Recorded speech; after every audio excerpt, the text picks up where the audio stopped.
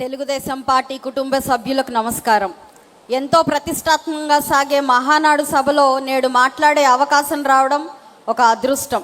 ఈ గొప్ప అవకాశాన్ని కలిగించిన అభినవ పూలేగా మేము పిలుచుకునే మా నాయకులు నారా చంద్రబాబు నాయుడు గారికి, తెలుగుదేశం పార్టీ వర్కింగ్ ప్రెసిడెంట్ వర్యులు మా అన్న నారా లోకేష్ గారికి, తెలుగుదేశం పార్టీ రాష్ట్ర అధ్యక్షులు పల్లా శ్రీనివాసరావు గారికి కృతజ్ఞతలు తెలియజేసుకుంటున్నాను.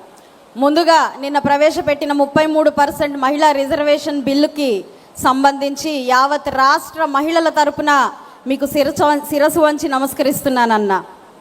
మరి పట్టడన్నం పెట్టడమే పరిపాలన అయితే, మెరుగైన వైద్యం ఇవ్వడమే పరిపాలన అయితే, బడుగు బలహీన వర్గాల ఆసరాగా భరోసాగా నిలవడమే అధినాయకత్వం అయితే, ఆ నాయకత్వానికి నిలువెత్తు నిదర్శనం తెలుగుదేశం పార్టీ నాయకత్వం.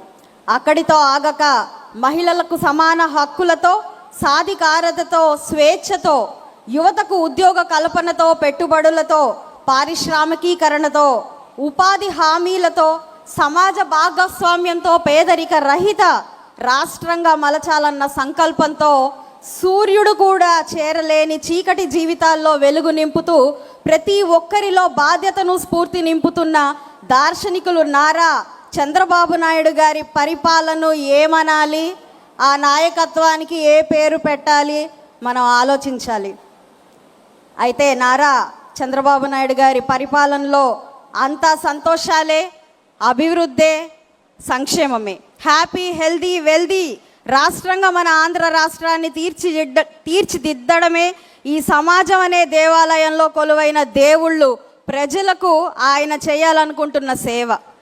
తెలుగువాడి ఆత్మగౌరవం కోసం, ఆర్థిక సామాజిక ఉన్నతి కోసం ఉద్యమించిన తెలుగుదేశం పార్టీ ప్రస్థానం పూలబాట మాత్రం కాదు.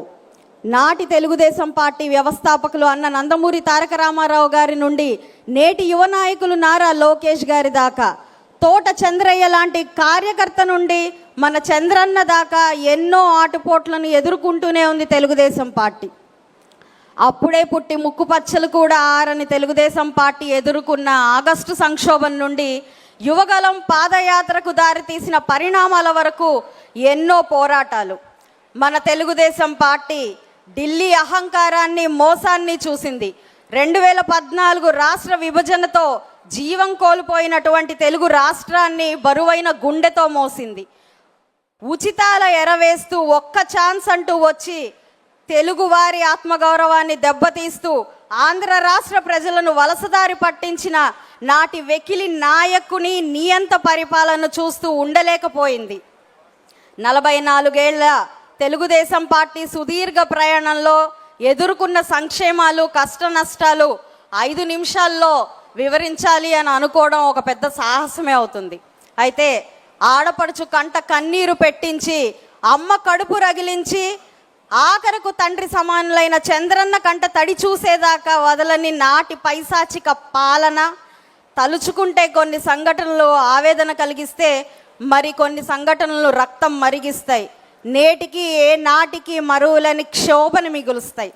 అయితే నిప్పుల కొలిమి లాంటి పరిస్థితులను ఎదుర్కోవడానికి పుట్టిన పార్టీ తెలుగుదేశం పార్టీ. అధికార పీఠాల కోసం, పెత్తనం చేయడం కోసం ఏర్పడిన పార్టీ కాదు ఇది. పడిన ప్రతిసారి రెట్టింపు వేగంతో లేస్తామని చెప్పిన నాయకులు అన్న నందమూరి తారక రామారావు గారు. పడిన ప్రతిసారి ఉప్పెనై లేస్తామని తన జీవితం మొత్తం కూడా చాటి చూపిన నాయకులు నారా చంద్రబాబు నాయుడు గారు. మరి పడిన ప్రతిసారి చెడుని ముంచేసే సునామీలా లేస్తామని చూపిస్తున్న నాయకులు నారా లోకేష్ అన్న. ఇది తెలుగుదేశం పార్టీ నినాదం. నేడు ఈ వేదికపై ఒక పాలిట్ బ్యూరో మెంబర్గా, ఎమ్మెల్యేగా కాదు, ఒక బడుగు బలహీన వర్గాల రజక జాతి ముద్దు బిడ్డగా, ఒక కార్యకర్తగా మీ ముందు నుంచొని ఒక మాట చెప్పదలుచుకున్నాను. జగమెరిగిన సత్యం, ఈ రాష్ట్రాభివృద్ధి చంద్రన్న వల్లనే సాధ్యం. ఈ మహర్షి చంద్రన్న వల్లనే ఇది సాధ్యం.